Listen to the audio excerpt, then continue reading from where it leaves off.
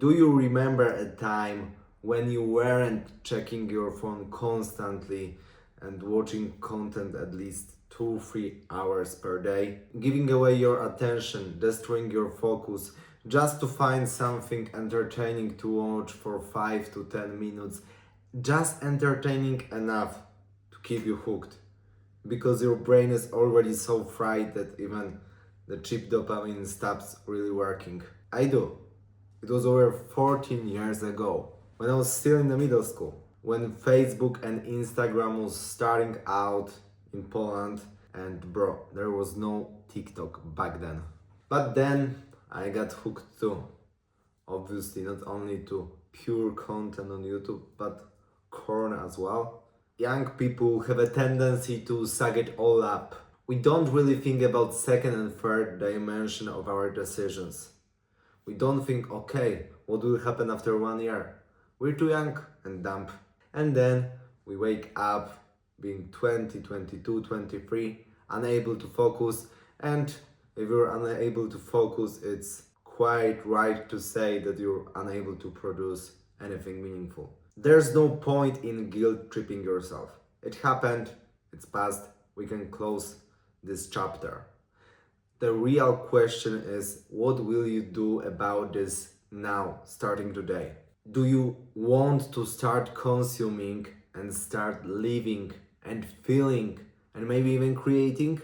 If yes, let me tell you the system I've created myself to almost completely evaporate my content addiction, but definitely evaporate it to such a level that I was able to create a successful business and overall a life I'm quite happy with. It consists of 4 steps. Step number 1, be aware. Awareness is like this holy grail of every process, from enlightenment in Buddhism to fighting your addiction.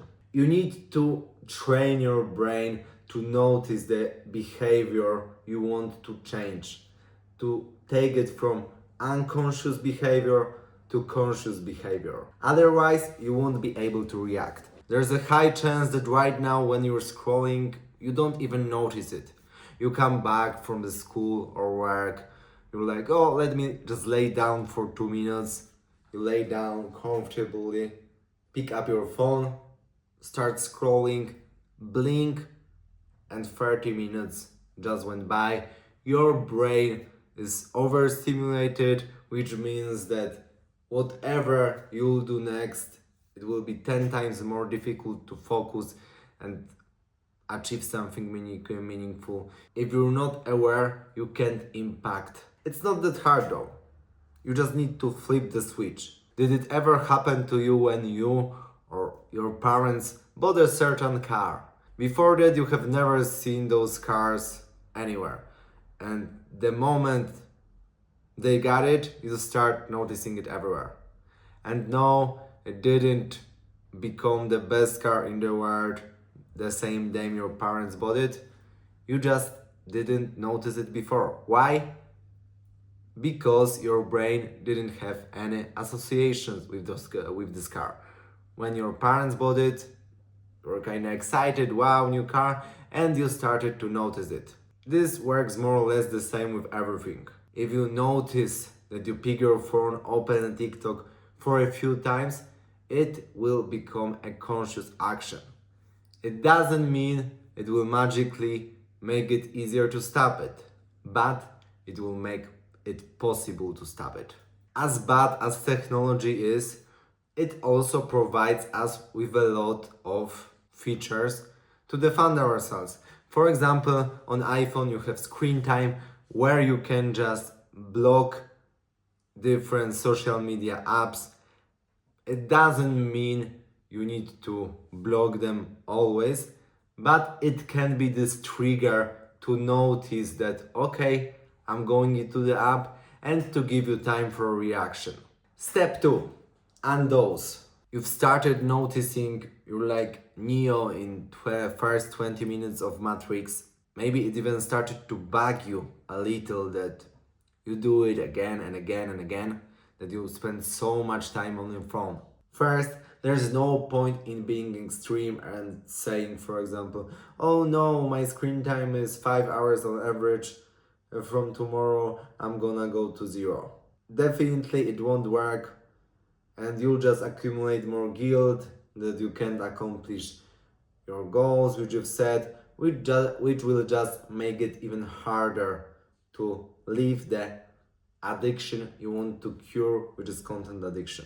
At this stage, you wouldn't even know what to do with this free time. Just imagine having 5 hours extra every day where you can't watch the content. What will you do? By undosing, I mean limiting the screen time. We don't want to go to extreme. Let's say you try and limit your screen time by 15 to 20%, which more or less should give you around 1 hour of free time every day. What do you want to do in this free time? You want to bore yourself, you want to go on a walk, you want to give your brain some space to actually put some new ideas in your head.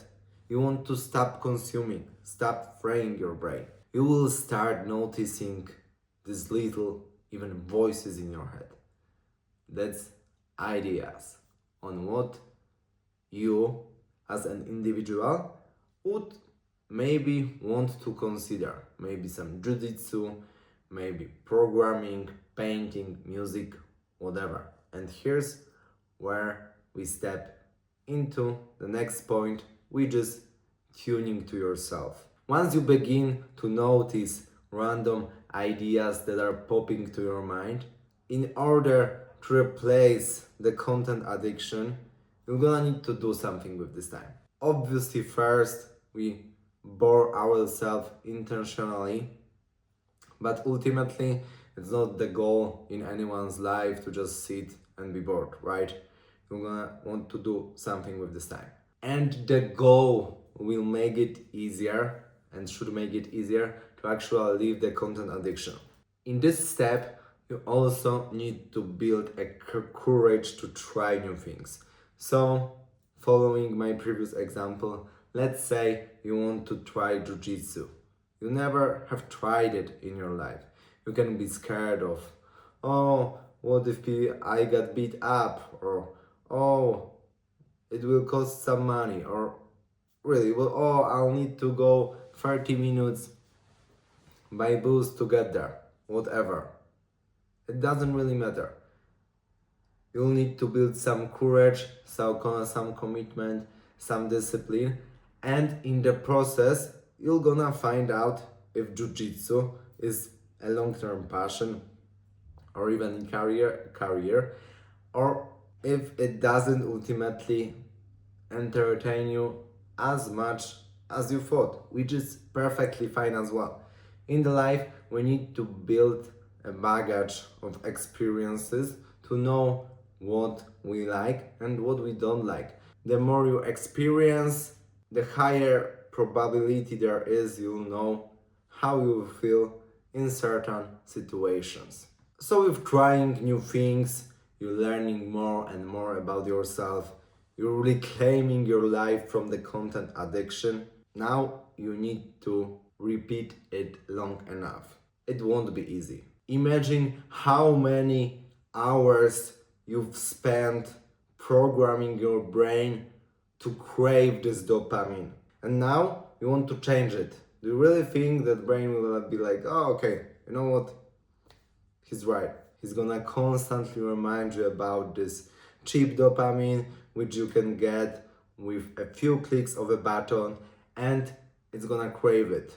That's why it's super important to just stick to your commitments and to follow through as far as possible. Long story short, you will probably just need to go over a few months of undosing, like with any other addiction.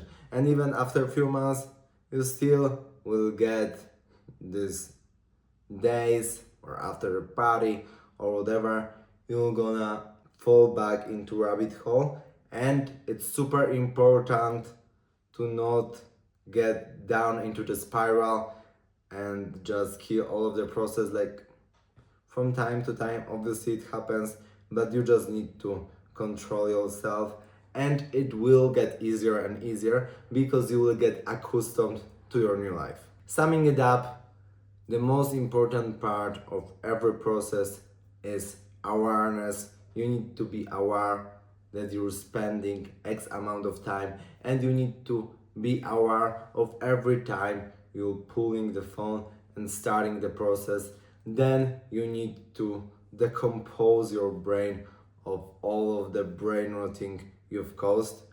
Just a little bit, just enough to get new ideas on what you would like to focus on, so you can start focusing on those things which will ultimately make it easier for you to not think about the content.